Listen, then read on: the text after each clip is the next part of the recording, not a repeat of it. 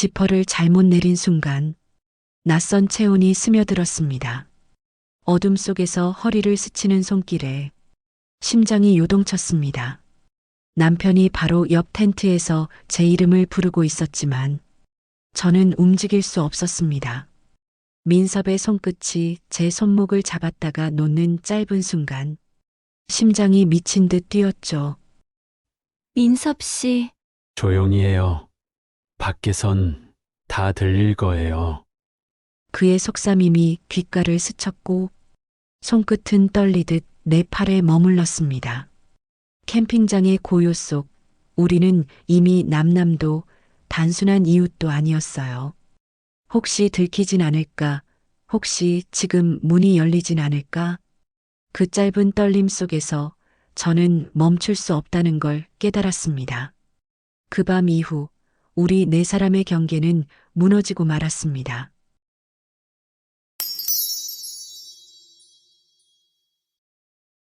초저녁 캠핑장의 공기는 서늘했지만 텐트 안쪽은 따뜻했어요. 제가 잘못 열어젖힌 지퍼 너머로 스며든 것은 낯선 체온이었습니다. 어둠 속에서 움직인 손이 허리를 스쳤을 때 숨이 갈비뼈 사이에서 얇게 걸렸어요. 어? 낮은 목소리가 들렸습니다. 민섭이었어요. 바깥에서는 바람이 소나무를 흔들고 있었고 멀리서 유라의 웃음소리가 들려왔습니다. 남편 도윤이 지연아, 어디 갔어? 하고 부르는 소리도 들렸어요. 그런데 저는 움직일 수 없었습니다. 민섭의 숨소리가 가까웠어요. 맥박이 귓속을 두드렸고 손끝이 간지리듯 떨렸습니다. 그의 손이 제 손목을 살짝 잡았다가 놓았어요. 3초였을까요? 5초였을까요? 그 짧은 순간이 영원처럼 느껴졌습니다. 죄송해요. 제가 먼저 말했어요. 말끝이 가늘게 흔들렸습니다. 아니에요. 괜찮아요.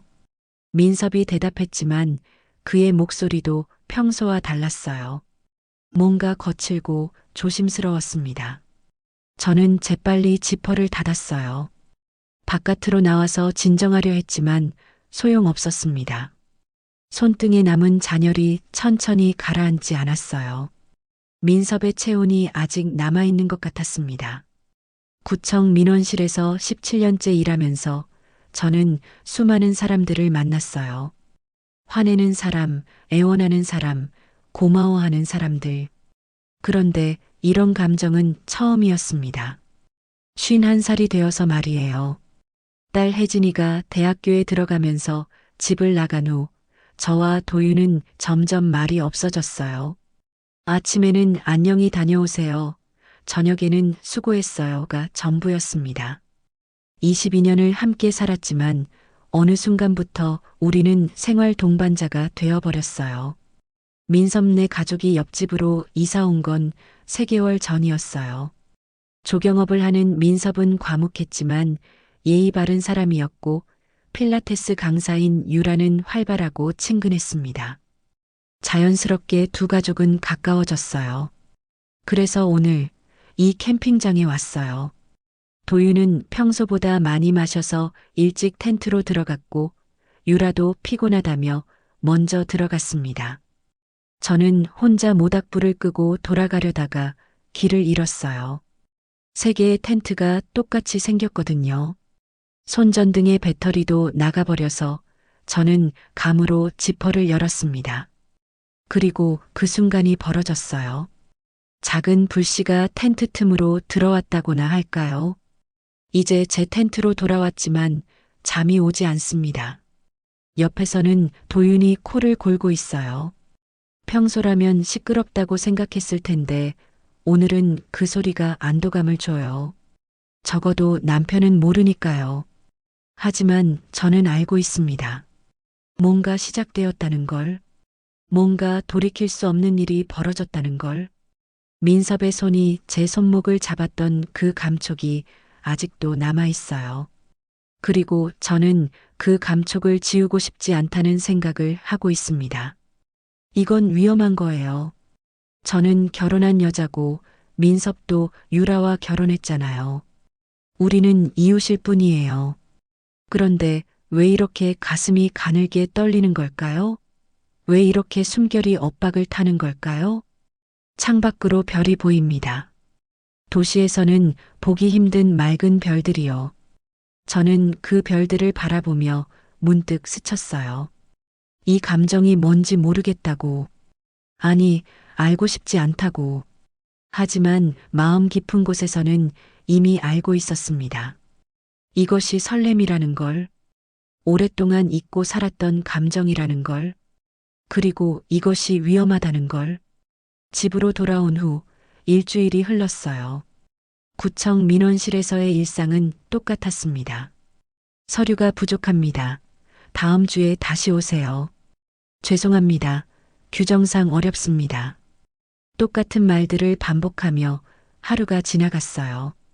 하지만 저는 달라졌어요. 아니, 달라졌다고 느꼈습니다. 엘리베이터에서 민섭을 만났을 때였어요. 안녕하세요. 민섭이 먼저 인사했습니다. 평소와 똑같은 목소리였어요. 하지만 제게는 다르게 들렸습니다. 네, 안녕하세요. 저도 대답했지만 목소리가 미세하게 흔들렸어요. 설마 민섭이 눈치챘을까요? 15층까지 올라가는 동안 우리는 아무 말도 하지 않았어요. 하지만 공기가 무거웠습니다. 거울에 비친 민섭의 뒷모습을 보며 저는 그날 밤을 떠올렸어요. 그의 체온이, 그의 숨소리가 불현듯 올라왔습니다. 저기 지연 씨. 민섭이 14층에서 말을 꺼냈어요. 흉곽이 조용히 부풀어 올랐습니다. 네. 유라가 다음 주말에 또 놀러 가자고 하는데 어떻게 생각하세요? 제가 물었을 때 민섭이 잠깐 망설였어요. 함께 갈 수 있다면 좋을 것 같은데요. 민섭이 말을 끝내지 못했어요. 저도 대답하지 못했습니다. 엘리베이터가 15층에 도착했고 문이 열렸어요. 민섭이 먼저 내렸고 저는 그의 등을 바라보며 숨을 고르려 했습니다. 생각해 보겠어요. 제가 겨우 말했을 때 민섭이 돌아봤어요.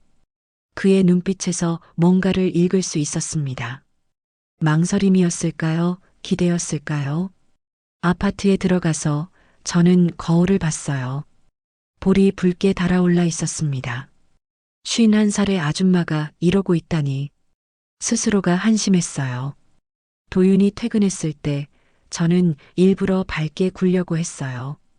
오늘 어떤 하루였어? 그냥 평상시와 같지. 도윤은 소파에 주저앉으며 리모컨을 집어들었어요. 저는 그런 남편을 보며 복잡한 감정이 들었습니다. 언제부터 우리가 이렇게 되었을까요? 신혼 때는 도윤도 저에게 관심이 많았어요. 제가 무슨 생각을 하는지, 어떤 하루를 보냈는지 궁금해했습니다. 그런데 언제부터인가 우리는 서로에게 무관심해졌어요. 민섭네가 다음 주말에 또 놀러 가자고 하는데 제가 조심스럽게 말했어요. 또 지난번에 갔었잖아. 한 번 더 가는 게 어때요? 내가 알아서 해 나는 피곤해. 도윤의 반응은 예상했던 그대로였어요. 저는 더 이상 말하지 않았습니다. 그날 밤 저는 오랜만에 자신을 돌아봤어요. 언제부터 이렇게 살았을까요? 딸을 키우고 남편을 뒷바라지하고 직장일을 하느라 저 자신을 돌보는 건 잊고 살았어요. 거울 속의 제 모습이 낯설었어요. 언제부터 이렇게 늙었을까요? 주름이 늘고 머리카락에 흰 것들이 섞였어요. 하지만 그날 밤 캠핑장에서는 달랐어요. 민섭이 저를 바라봤을 때 저는 여자였습니다. 다음 날 분리수거를 하러 나갔다가 민섭을 또 만났어요. 안녕하세요. 네, 안녕하세요. 이번에는 대화가 조금 더 길었어요. 저기 유라가 꼭 가고 싶어 해요. 다음 주말. 저희도 생각해보고 있어요. 혹시 부담되시면. 아니에요. 좋은 추억이 될 것 같아서요. 민섭의 얼굴이 조금 밝아졌어요. 저는 가슴이 뛰는 걸 느꼈습니다. 저희는 그렇게 헤어졌어요. 하지만 그날 하루 종일 저는 민섭의 말을 머릿속에 장광처럼 남겨두었습니다. 단순한 말이었지만 그 속에 담긴 의미가 다르게 들렸어요. 저녁에 유라에게서 전화가 왔어요. 언니, 다음 주말 꼭 같이 가요, 제발. 유라의 목소리는 평소처럼 밝았지만 뭔가 간절함이 섞여 있었어요. 유라야, 혹시, 네, 너희 괜찮아? 제가 물었을 때 전화기 너머로 잠깐 정적이 흘렀어요. 왜 그래요, 언니? 아니야, 그냥 요즘 민섭이 바빠 보여서. 맞아요. 요즘 일이 많대요. 그래서 더 놀러 가고 싶은 거예요. 유라의 대답을 들으며 저는 복잡한 마음이 들었어요. 그럼 가죠, 다음 주말에. 제가 말했을 때 유라가 기뻐했어요. 정말요? 고마워요, 언니. 전화를 끊고 나서 저는 생각했어요. 이게 맞는 걸까요? 다시 그곳에 가는 게. 하지만 마음 한 구석에서는 기대하고 있었어요. 민섭을 다시 볼 수 있다는 걸.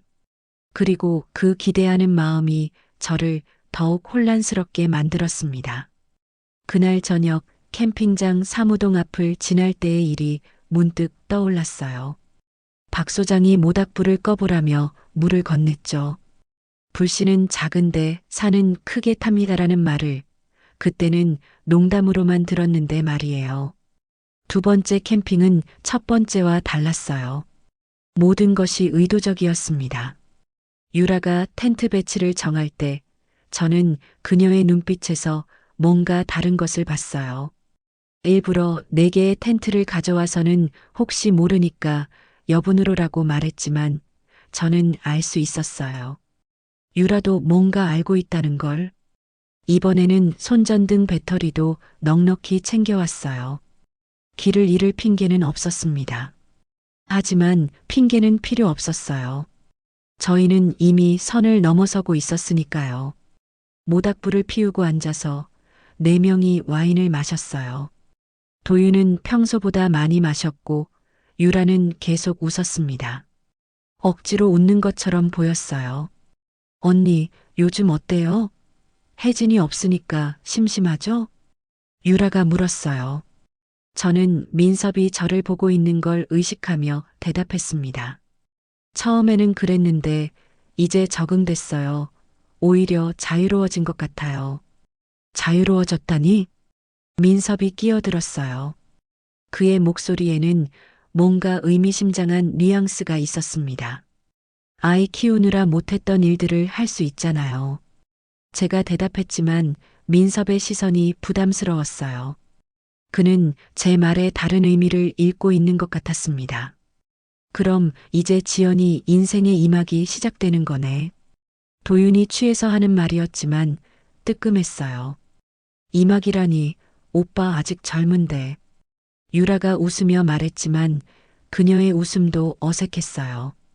밤이 깊어가자 도윤이 먼저 텐트로 들어갔어요. 아, 피곤해, 먼저 들어갈게. 평소에 도윤다웠어요. 유라도 저도 좀 쉴게요라며 자리를 떴습니다. 그렇게 저와 민섭만 모닥불 앞에 남았어요. 추워요? 민섭이 물었어요. 실제로는 춥지 않았지만 저는 조금이라고 대답했습니다. 민섭이 자신의 재킷을 벗어서 제 어깨에 걸쳐줬어요.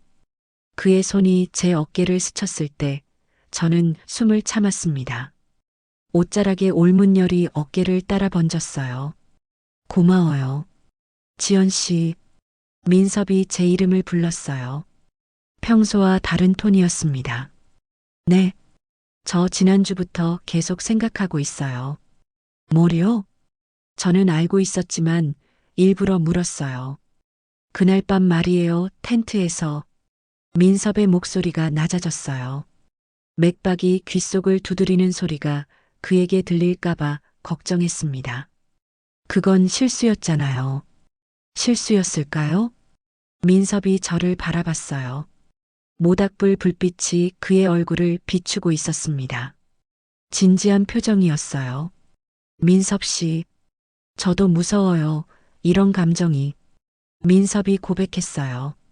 저는 뭐라고 대답해야 할지 몰랐습니다. 우리는 이웃이죠. 각자 가정이 있고. 민섭이 제 말을 막았어요. 하지만 그게 다일까요? 모닥불이 탁탁 소리를 냈어요. 바람이 불어서 불꽃이 흔들렸습니다. 저는 그 불꽃을 보며 답을 찾으려 했어요. 저도 모르겠어요. 제가 솔직하게 말했을 때 민섭의 얼굴이 조금 밝아졌어요. 지연 씨는 행복하세요? 지금 생활에서? 예상치 못한 질문이었어요. 저는 잠깐 머뭇거렸습니다. 행복한가요? 도윤과의 결혼 생활이? 구청에서의 일상이? 모르겠어요. 행복이 뭔지도 잊고 살았어요. 저도 그래요. 민섭이 공감했어요. 결혼하고 일하고 살아가는 것에만 익숙해져서 정작 내가 뭘 원하는지 모르겠어요. 저희는 잠시 침묵했어요. 모닥불만 계속 탔습니다. 물 하나 더 가져다 드릴게요. 민섭이 일어났어요. 저는 그의 뒷모습을 바라보며 복잡한 마음이 들었습니다. 민섭이 돌아왔을 때 물병을 건네주며 말했어요. 지연 씨, 저는 당신이 아름다운 사람이라고 생각해요.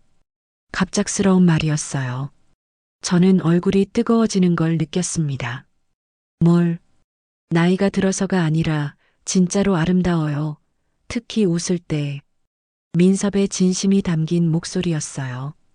저는 언제 마지막으로 이런 말을 들었는지 기억이 나지 않았습니다. 민섭 씨도, 저도 뭔가 말하고 싶었지만 용기가 나지 않았어요. 저도, 아니에요, 그냥. 저는 말을 흐렸어요. 하지만 민섭은 알 수 있었을 거예요. 제가 하려던 말이 뭔지. 늦었으니까 들어가요. 저는 일어나면서 말했어요. 더 이상 여기 있으면 안 될 것 같았어요. 네. 민섭도 일어났어요. 저희는 모닥불을 끄고 각자의 텐트로 향했습니다. 그런데 그때였어요. 바람이 세게 불면서 제가 비틀거렸어요. 민섭이 재빨리 저를 붙잡았습니다. 조심하세요. 그의 손이 제 허리를 감싸고 있었어요. 저희는 아주 가까이 있었습니다. 서로의 숨소리가 들릴 정도로. 고마워요. 저는 작은 목소리로 말했어요. 하지만 민섭의 손을 뿌리치지 않았어요. 지연 씨, 민섭이 제 이름을 불렀어요. 그의 목소리가 더 낮아졌습니다. 그때 텐트에서 소리가 났어요. 도윤이 뒤척이는 소리였어요. 저희는 급히 떨어졌습니다. 안녕히 주무세요. 민섭이 먼저 말했어요. 네. 안녕히 주무세요. 저도 대답했지만 목소리가 떨렸어요. 텐트에 들어가서 저는 도윤의 잠든 모습을 봤어요. 평화로운 얼굴이었어요. 22년을 함께 살아온 남편. 하지만 지금 제 마음은 다른 곳에 가 있었습니다. 민섭의 손길이 아직도 허리에 남아있는 것 같았어요. 그의 체온이, 그의 숨소리가 잊혀지지 않았습니다. 저는 그날 밤 잠을 이루지 못했어요. 이것이 잘못된 거라는 걸 알면서도 멈출 수 없었습니다. 나는 알면서도 멈추지 못했습니다. 오늘 밤의 온기가 내일의 균열이 될지라도 이미 첫 발을 내디딘 사람처럼 어깨에 남은 재킷의 열이 천천히 식어가는데 마음만은 식지 않았어요. 뭔가 시작되고 있었어요. 위험하고 달콤한 것이. 캠핑에서 돌아온 후 저의 일상은 완전히 달라졌어요. 겉으로는 똑같았지만 속으로는 폭풍이 일고 있었습니다. 구청에서 일할 때도 민섭 떠올렸어요. 민원인이 말하는 소리도 제대로 들리지 않았습니다.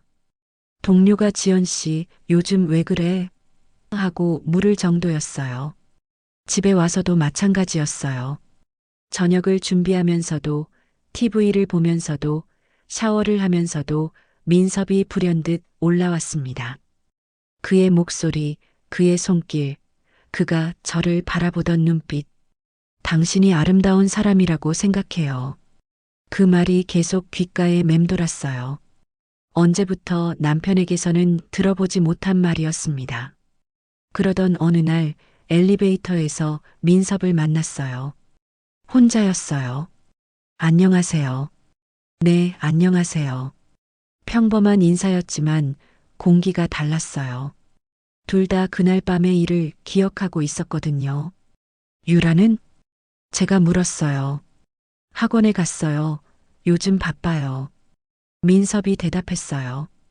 그의 목소리에 어떤 감정이 섞여 있었습니다. 5층에서 엘리베이터가 멈췄어요. 아무도 타지 않았는데 문이 열렸다가 닫혔습니다. 기계 오류였어요. 14층만 지나면 말 못하게 되겠죠. 민섭이 말했어요. 저는 그 말에 숨이 갈비뼈 사이에서 얇게 걸렸어요. 말해버리면 돌아갈 자리가 없어져요. 제가 대답했을 때 민섭이 저를 바라봤어요. 지난번에 제가 실례했다면 죄송해요. 민섭이 사과했어요. 하지만 그의 눈빛은 사과하는 사람의 눈빛이 아니었어요. 아니에요, 저는 말을 끝내지 못했어요. 뭐라고 말해야 할지 모르겠었거든요. 엘리베이터가 다시 움직이기 시작했어요. 15층까지 얼마 남지 않았어요. 저도 혼란스러워요. 제가 솔직하게 말했어요. 그 순간 민섭의 얼굴이 변했어요. 뭔가 안도하는. 저만 그런 게 아니었네요. 14층이었어요. 곧 도착할 거예요. 민섭 씨, 우리. 알아요, 위험하다는 거. 민섭이 제 말을 막았어요. 하지만 멈출 수가 없어요. 15층에 도착했어요. 문이 열렸습니다. 하지만 우리 둘 다 움직이지 않았어요. 지연 씨, 혹시 시간 되시면. 안 돼요. 저는 재빨리 말했어요. 하지만 마음으로는 네라고 대답하고 싶었어요. 네, 알겠어요. 민섭이 먼저 나갔어요. 저는 그의 뒷모습을 보며 가슴이 아팠습니다. 그날 밤 도윤이 평소보다 일찍 들어왔어요. 일찍 왔네? 응, 피곤해서. 도윤은 소파에 누워서 TV를 켰어요. 저는 부엌에서 그런 남편을 바라봤습니다. 22년 전에는 사랑했던 남자예요. 그런데 언제부터 이렇게 멀어졌을까요?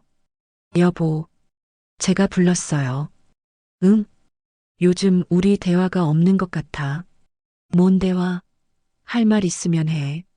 도윤이 TV를 보며 대답했어요. 그게 아니라 우리 얘기 말이야. 서로 어떻게 지내는지, 무슨 생각하는지. 지연아, 나 피곤해. 그런 얘기는 나중에 하자. 도윤의 반응은 예상했던 그대로였어요. 저는 더 이상 말하지 않았습니다. 며칠 후 주차장에서 민섭을 만났어요.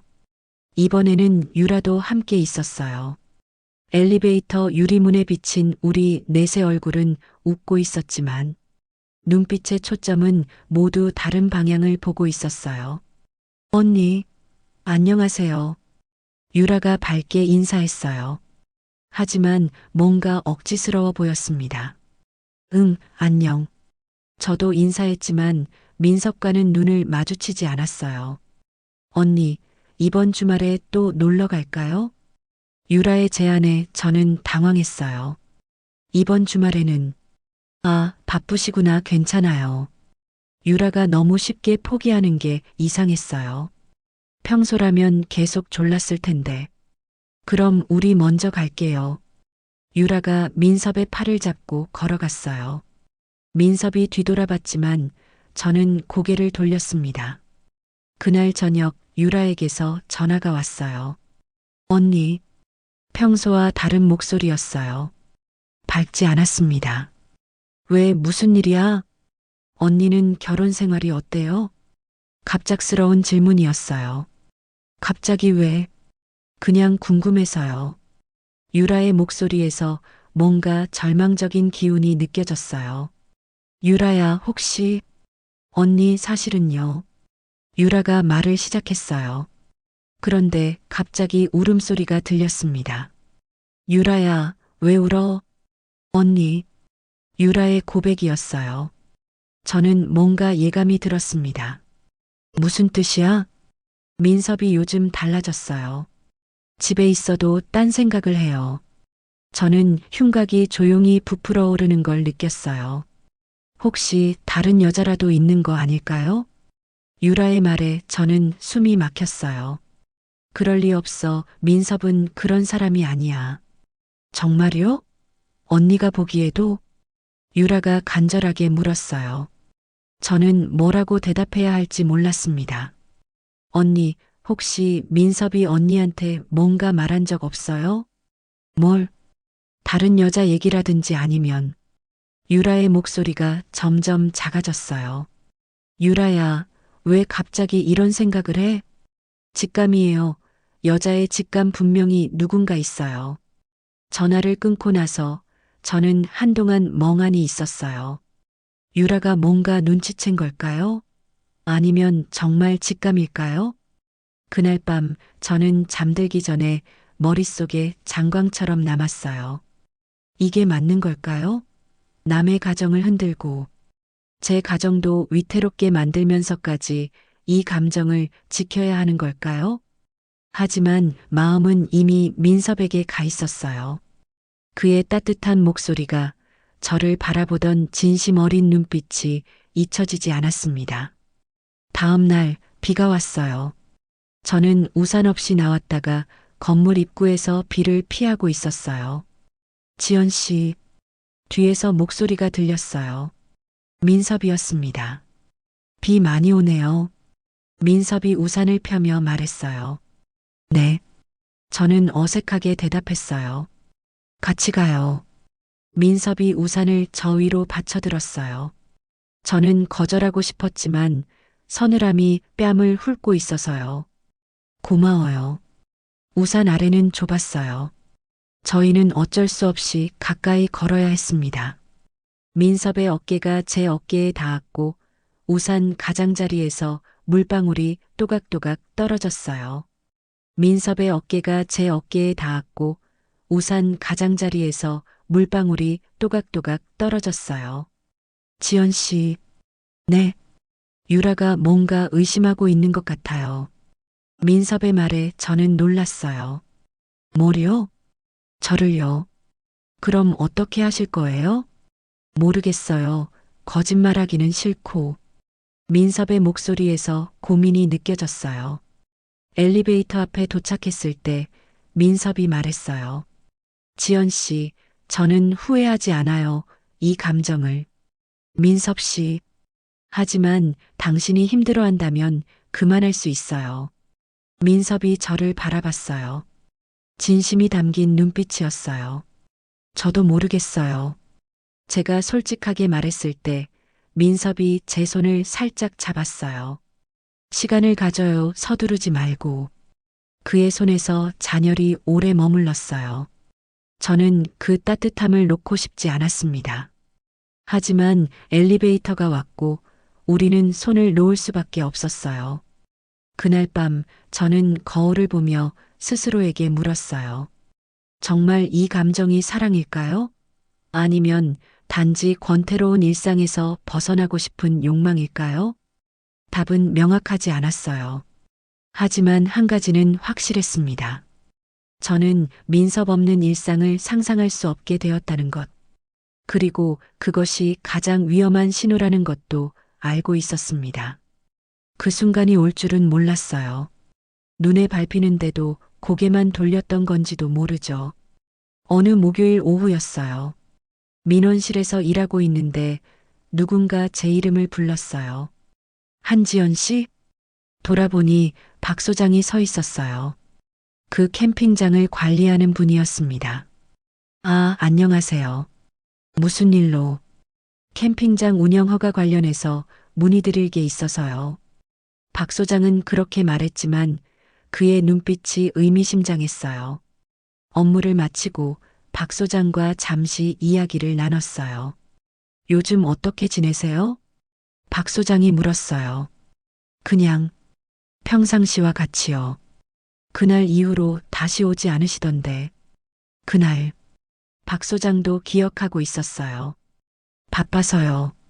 제가 둘러댔지만 박 소장은 알고 있는 듯 했어요. 지연 씨, 박 소장이 진지하게 말했어요. 네, 불씨는 작은데 산은 크게 태웁니다. 갑작스러운 말이었어요.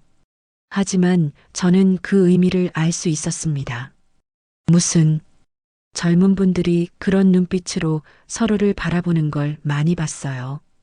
30년 넘게 이 일을 하면서 박 소장의 말에 저는 얼굴이 붉게 달아올랐어요. 저희는 변명하려 하지 마세요. 제가 뭐라고 할 입장도 아니고요. 다만 박 소장이 잠시 멈췄다가 말했어요. 불을 끄는 것도 용기입니다. 때로는 타오르게 두는 것보다 더 큰 용기가 필요하죠. 그날 저녁 집에 돌아가는 길에 박 소장의 말을 계속 생각했어요. 불씨는 작은데 산은 크게 태운다. 불을 끄는 것도 용기다.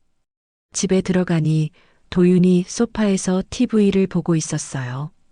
평상시와 똑같은 모습이었습니다. 일찍 왔네. 응. 도윤은 저를 쳐다보지도 않고 대답했어요. 저는 그런 남편을 보며 복잡한 감정이 들었어요. 언제부터 우리가 이렇게 남남처럼 지냈을까요? 여보, 우리 대화 좀 해요. 제가 말했을 때 도윤이 겨우 고개를 돌렸어요. 뭔 얘기? 우리 얘기요. 우리 관계. 갑자기 왜? 도윤의 얼굴에 귀찮다는 표정이 역력했어요. 우리 언제부터 이렇게 됐죠? 말도 없고 관심도 없고. 지연아, 나 피곤해. 그런 얘기는 주말에 해. 항상 피곤하다고 하잖아요. 주말에도 휴일에도. 제 목소리가 높아졌어요. 왜 이래? 갑자기 예민하게.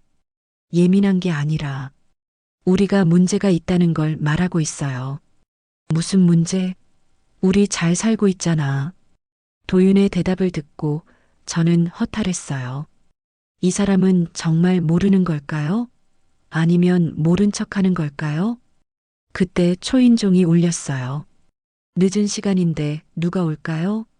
문을 열어보니 유라가 서 있었어요. 얼굴이 상기되어 있었어요. 언니, 유라야? 이 시간에 웬일이야? 언니, 저랑 잠깐 얘기할 수 있어요? 유라의 목소리가 미세하게 흔들리고 있었어요. 카페에 앉아서 유라가 말을 꺼냈어요. 언니, 정말 아무것도 몰라요? 뭘? 민섭이요. 민섭이 언니를 좋아하는 거. 유라의 말에 저는 맥박이 귓속을 두드리는 줄 알았어요. 뭔 소리야? 언니, 저는 바보가 아니에요. 다 알고 있어요. 유라의 눈에 눈물이 고였어요. 유라야. 처음에는 착각인 줄 알았어요. 그런데 점점 확실해지더라고요. 민섭이 언니를 보는 눈빛이, 언니 얘기를 할 때의 표정이. 유라가 울기 시작했어요. 그녀의 공격적인 말투가 점차 간청으로 바뀌어 갔어요. 민섭이 뭐라고 했어? 아무것도 안 말해요. 그래서 더 확실해요. 예전 같으면 부인했을 텐데 이제는 그냥 조용해져요. 저는 뭐라고 말해야 할지 몰랐어요. 언니도 민섭이를 좋아해요? 유라가 직접적으로 물었어요. 저는 그녀의 눈을 바라볼 수 없었습니다. 유라야. 대답 안 해도 알겠어요. 언니 표정을 보니까. 유라가 눈물을 닦으며 말했어요. 이제 그녀의 목소리에는 원망보다 슬픔이 더 컸어요. 언니, 전 어떻게 해야 해요? 남편을 다른 여자에게 빼앗긴 기분이에요. 유라야, 미안해. 미안하다고 해서 해결되는 게 아니잖아요. 하지만 제발 민섭이를 돌려줘요. 유라가 애원했어요. 46살의 여자가 저에게 애원하고 있었어요. 카페를 나와서 저는 한동안 걸었어요. 머리가 복잡했어요. 유라의 얼굴이, 유라의 눈물이 계속 떠올랐습니다. 집에 돌아가니 도윤이 자고 있었어요. 평온한 잠자리였어요. 저는 그런 남편을 보며 불현듯 올라왔어요. 이 사람은 아무것도 모르고 있구나. 핸드폰에 민섭에게서 문자가 와 있었어요. 유라가 찾아갔다고 전해 들었어요. 죄송합니다. 제가 조심하지 못했어요. 저는 답장을 쓰려다가 멈췄어요. 뭐라고 써야 할까요? 우리 이제 그만해요. 결국 그렇게 보냈어요. 곧 답장이 왔어요. 그게 맞는 것 같아요. 하지만 후회는 안 해요. 지연 씨를 알게 된 것. 민섭의 마지막 문자였어요. 그날 밤 저는 잠들지 못했어요. 창밖을 보며 문득 스쳤어요. 정말 이게 끝일까요? 이렇게 정리되는 게 맞는 걸까요? 하지만 유라의 눈물이 계속 떠올랐어요. 그리고 알았어요. 더 이상 갈 수 없다는 걸. 이미 너무 많은 사람들이 다쳤다는 걸. 사랑이라는 이름으로 시작했지만 결국 누군가에게는 배신이었고 아픔이었어요. 저는 그날 밤 결심했어요. 정말로 끝내기로. 다음 날 아침 저는 먼저 도윤에게 말했어요. 여보, 우리 대화해요. 또 도윤이 짜증스럽게 대답했어요. 중요한 얘기예요. 제 진지한 목소리를 듣고 도윤이 겨우 TV를 껐어요. 우리 서로 괜찮지 않았죠. 저는 직접적으로 말했어요. 뭔 소리야? 솔직히 말해요. 언제부터 우리가 이렇게 살았어요? 대화도 없고 관심도 없고 그냥 한 집에 사는 남남처럼. 도윤의 얼굴이 굳어졌어요. 지연아, 뭔 일이 있었어? 왜요? 갑자기 이런 얘기를 하니까 저는 잠시 망설였어요. 민섭 얘기를 해야 할까요? 아니면 그냥 우리 문제로만 한정해야 할까요? 다른 남자라도 생겼어? 도윤이 갑자기 물었어요. 저는 깜짝 놀랐습니다. 왜 그런 생각을? 요즘 이상해. 전에 없던 얘기를 하고 표정도 달라졌어. 도윤도 눈치채고 있었어요. 여보, 누구야? 도윤의 목소리가 높아졌어요. 그게 중요한 게 아니에요. 중요한 건 우리가 이미 오래전부터 끝나 있었다는 거예요. 끝나 있었다니 무슨. 언제부터 저에게 관심 가져봤어요? 제가 뭘 좋아하는지, 뭘 힘들어하는지, 어떤 꿈을 꾸는지 물어본 적 있어요? 제 말에 도윤이 할 말을 잃었어요. 저도 마찬가지예요. 당신이 학교에서 어떤 하루를 보내는지, 무슨 고민이 있는지 관심 없었어요. 우리는 그냥 습관적으로 살고 있었어요. 도윤이 한동안 말이 없었어요. 그러다가 작은 목소리로 말했어요. 나는 지치지 않으려다 보니 우리를 잊었어. 도윤의 고백이었어요. 결혼 초기에는 너한테 관심도 많았고 대화도 많이 했는데 언제부턴가 그냥 편한 게 좋았어. 신경 쓰지 않아도 되는 관계가. 저도 그랬어요. 제가 인정했어요. 그런데 그게 잘못이었어요. 서로에게 무관심한 게 편하다고 생각했는데 결국 우리는 남남이 되어버렸어요. 그날부터 저희는 부부 상담을 받기 시작했어요. 처음에는 어색했지만 점점 서로의 마음을 알아갔습니다. 저녁마다 20분씩 산책하면서 하루 얘기를 나누는 게 어때요? 상담사의 제안이었어요. 그런 시간이 필요할까? 도윤이 의아해했지만 저는 좋다고 했어요.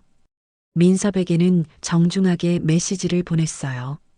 그날의 흔들림은 제 책임입니다. 하지만 저는 집으로 돌아가겠습니다. 곧 답장이 왔어요. 고맙습니다. 그 말이 제가 들어야 할 말이었습니다. 민섭도 이해해 주었어요. 며칠 후 유라에게서 문자가 왔어요. 언니 고마워요.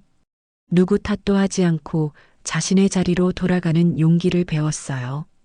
유라도 민섭과 상담을 받기 시작했다고 했어요. 한 달 후 저희 부부는 다시 캠핑을 갔어요. 이번에는 둘이서만. 모닥불 앞에 앉아서 도윤이 말했어요. 지연아, 미안해. 너무 무관심했어. 나도 미안해. 나도 마찬가지였으니까. 저희는 그날 밤 오랫동안 대화했어요. 22년 동안 하지 못했던 이야기들을 쏟아냈습니다. 다른 남자가 정말 있었어? 도윤이 조심스럽게 물었어요. 감정은 있었어 하지만 아무 일도 일어나지 않았어. 저는 솔직하게 대답했어요. 고마워. 솔직하게 말해줘서 미안해. 그런 마음이 생긴 거. 아니야, 그건 내 책임도 있어. 내가 먼저 너한테서 멀어졌으니까. 도윤도 자신의 잘못을 인정했어요. 그날 밤 텐트 안에서 저는 머릿속에 장광처럼 남았어요. 사랑이 뭘까요? 가슴 뛰는 감정일까요? 아니면 책임일까요? 민섭에게 느꼈던 건 분명 사랑이었어요. 달콤하고 설레고 세상이 다르게 보이게 만드는 감정. 하지만 그 사랑에는 책임이 없었어요. 도윤과의 관계는 달랐어요. 22년이라는 세월의 무게가 있었고 함께 쌓아온 것들이 있었어요. 그리고 무엇보다 서로에 대한 책임이 있었습니다. 저는 깨달았어요. 진짜 사랑은 감정만이 아니라는 걸. 책임을 지는 것, 함께 노력하는 것, 서로를 위해 변화하는 것도 사랑이라는 걸. 6개월이 지났어요. 우리는 매일 20분을 걸었습니다. 그 시간에는 휴대폰을 꺼두었어요. 처음엔 할 말이 없었지만 일주일 뒤부터는 서로의 하루를 옮겨 앉았어요. 도윤도 달라졌어요. 제게 관심을 갖기 시작했고 대화하려고 노력해요. 지연아, 오늘 민원실에서 어떤 일이 있었어? 힘든 민원인이 와서 고생했어. 그런데 마지막에 고맙다고 하더라고.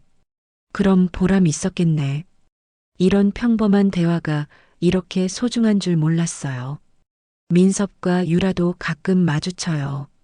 서로 인사는 하지만 예전처럼 친하지는 않아요. 그게 맞는 것 같아요. 적당한 거리를 두는 게. 어느 날 박 소장을 다시 만났어요. 어떻게 지내세요? 박 소장이 물었어요. 좋아요. 남편과 다시 캠핑도 다니고 있어요. 다행이네요. 불을 잘 껐군요. 박 소장이 미소 지으며 말했어요. 네, 덕분에요. 아니에요. 본인이 용기를 낸 거죠. 박 소장의 말이 맞았어요. 쉬운 선택은 아니었지만 올바른 선택이었어요. 지금 생각해보면 민섭에게 느꼈던 감정이 잘못된 건 아니었어요. 오랫동안 잊고 있던 제 자신을 다시 발견하게 해준 계기였으니까요. 하지만 그 감정에만 휩쓸려서 소중한 것들을 잃을 뻔했어요. 가정도, 이웃도, 그리고 제 자신에 대한 존중도. 욕망은 달콤했습니다. 하지만 책임은 무거웠어요. 저는 달콤함 대신 무거움을 들었습니다. 그리고 알았어요. 무겁게 드는 것이 결국 우리를 가볍게 한다는 걸. 지금 저는 행복해요. 완벽하지는 않지만 진짜예요. 도윤과의 관계도 예전보다 훨씬 좋아졌고 저 자신도 더 사랑하게 되었어요. 가끔 민섭을 생각해요. 그때의 설렘과 떨림을. 하지만 후회하지는 않아요. 그 경험이 있었기에 지금의 제가 있으니까요. 사랑은 결국 책임을 요구했습니다. 가까워질수록 지켜야 할 선도 함께 자란다는 것을 우리는 늦게 배웠습니다. 어제 저녁 도윤과 산책을 하면서 그가 말했어요. 지연아, 고마워. 뭐가? 우리를 포기하지 않아서. 그 말을 들으며 저는 확신했어요. 제가 옳은 선택을 했다는 걸. 오늘도 저희는 저녁 산책을 할 거예요. 평범한 일상이지만 그 평범함 속에 진짜 행복이 있다는 걸 이제 알아요. 모닥불은 꺼졌지만 따뜻한 재의 냄새는 아직도 기억해요. 그 냄새를 맡을 때마다 생각해요. 인생에서 가장 중요한 건 타오르는 불꽃이 아니라 그 불을 언제 꺼야 하는지 아는 지혜라는 걸. 여러분이라면 그 밤 어떤 선택을 하셨을까요? 이야기의 다음 장면이 궁금하시다면 구독과 좋아요 부탁드립니다. 여러분의 댓글이 새로운 이야기를 이어가는 힘이 됩니다. 지금까지 긴 이야기를 끝까지 들어주신 여러분께 진심으로 감사드립니다. 이 한 편의 이야기가 여러분께 작은 렌즈가 되어 다른 이의 선택과 아픔을 조금 더 깊이 이해할 수 있기를 바랍니다. 언제나 몸과 마음 건강하시길 기원합니다. 오늘도 함께 해주셔서 고맙습니다.